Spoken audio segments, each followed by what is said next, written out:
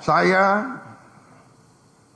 Prabowo Subianto, Presiden Republik Indonesia ke-8, hari ini mengumumkan bahwa gaji-gaji hakim akan dinaikkan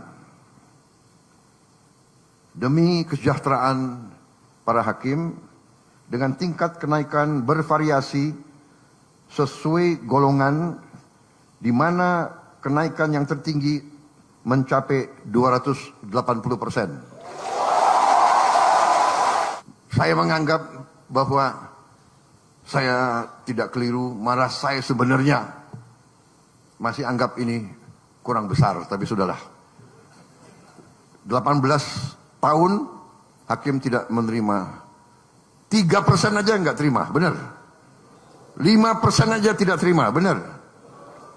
Hari ini Presiden Prabowo Subianto ambil keputusan naik yang paling junior 280%.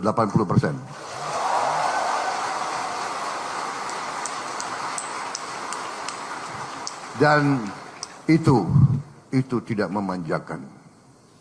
Itu tidak memanjakan. Daripada uang negara dicuri oleh makhluk-makhluk yang nggak jelas itu. Berkali-kali saya kasih peringatan ya. Tapi mungkin orang Indonesia itu kalau dikasih peringatan itu masih nggak mempan.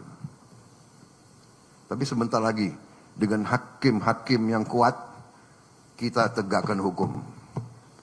Tegakkan hukum.